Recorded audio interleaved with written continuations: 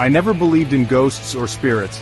The supernatural was just fiction to me, stories for movies and campfires. I trusted logic, evidence, and what I could see. If something creaked, it was the pipes. If a door slammed, it was the wind. My friends told ghost stories, but I never felt the fear they did. I was certain everything had a rational explanation until last October. What happened over 3 nights in my New Haven apartment shattered my certainty. I'm not here to convince you, just to tell you what happened. I have no explanation for it. I've tried to find one, but I can't. This is the story that changed everything I thought I knew.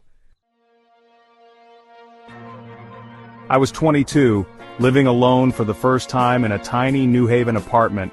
It was a strange mix of excitement and uncertainty. My first real taste of independence, but also the first time I'd ever felt so truly on my own. The city outside was unfamiliar, and every night the world seemed to shrink to the 4 walls around me.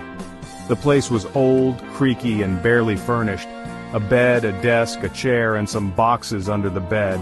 The floorboards groaned with every step, and the paint on the walls was chipped and faded.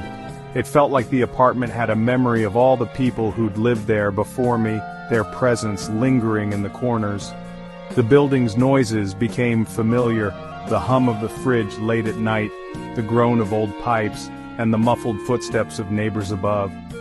Sometimes I'd lie awake listening to the sounds, trying to guess what kind of lives were unfolding just beyond my ceiling. At first, the solitude was peaceful, even comforting. I could read for hours or just sit in the quiet, letting my thoughts wander. There was a certain freedom in having no one to answer to, no one to disturb me. But as October deepened, the silence at night grew heavy. The days got shorter and the darkness outside pressed closer to the windows. The apartment felt smaller, the quiet more intense.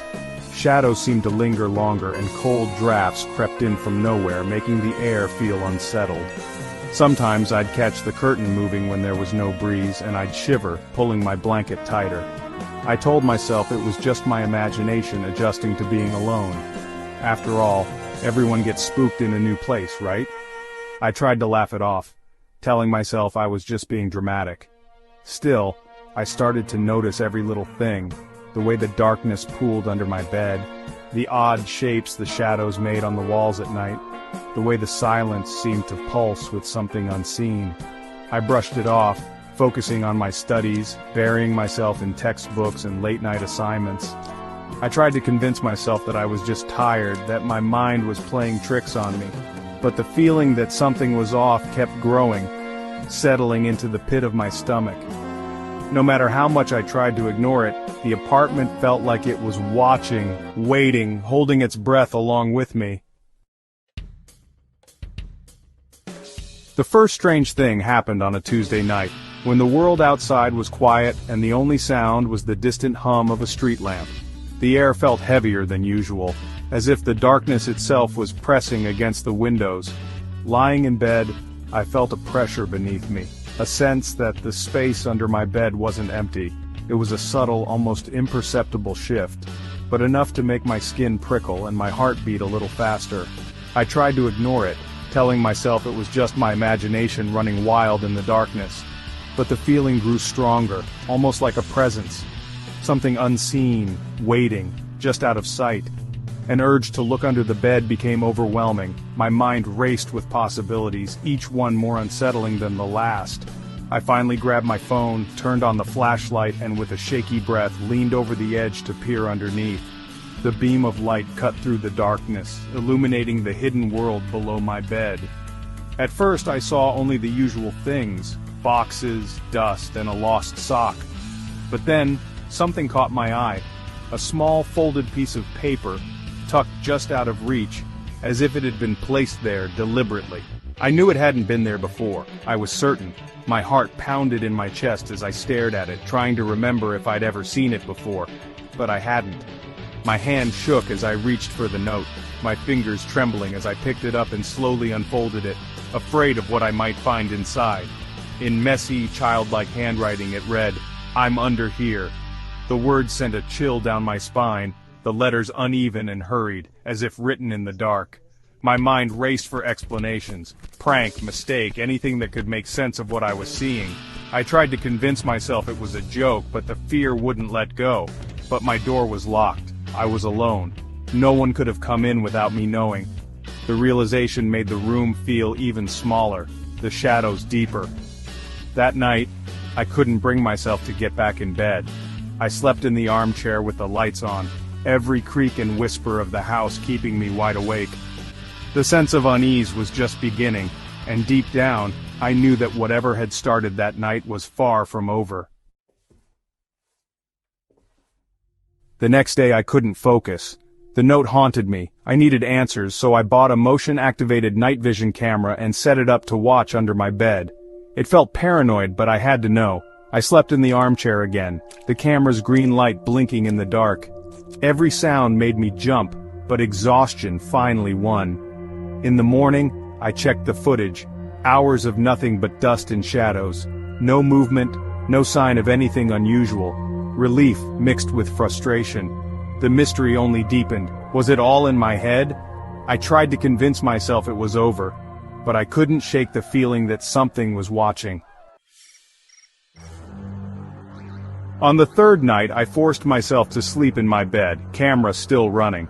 I was exhausted, but the fear from the previous nights clung to me like a second skin. Every creak of the floorboards, every shifting shadow on the wall, made my heart race. Still, I knew I had to try to get some rest, if only to prove to myself that I could. The oppressive feeling returned, heavier than before, pressing down on my chest and making it hard to breathe. But somehow, despite the anxiety gnawing at me, I managed to drift off into a restless sleep, haunted by uneasy dreams. Sometime in the middle of the night I woke in the dark, heart pounding, and saw another folded note on the floor. The room was silent, but the air felt charged, as if something had just happened, or was still happening just out of sight. In daylight, desperate for answers, I checked the camera footage. My hands trembled as I scrolled through the video, dreading what I might find but unable to look away. My blood ran cold as I watched the screen. A pale skeletal hand slid from the shadows under my bed, placed the note with deliberate care, and then retreated back into the darkness. It moved with a slow, unnatural grace as if it knew it was being watched. The new note read, "Can you see me?" The words were scrawled in the same shaky handwriting as before, but this time the message felt more direct, almost taunting. It was as if whatever was under my bed wanted me to know it was aware of me, and that it was watching. It wasn't just a presence, it was aware of me and the camera. The realization sent a chill down my spine. This thing wasn't just haunting my room, it was intelligent and it wanted me to know it. The terror was real. I wasn't alone. Every instinct screamed at me to run, but I was frozen, paralyzed by the knowledge that something inhuman was reaching out to me from the darkness beneath my bed. I realized whatever was under my bed was intelligent, and it was reaching out. It wanted to make contact, to be seen, and maybe even to be understood. But I didn't want to understand it. I just wanted to get away. I grabbed my things and ran from the apartment, not daring to look back.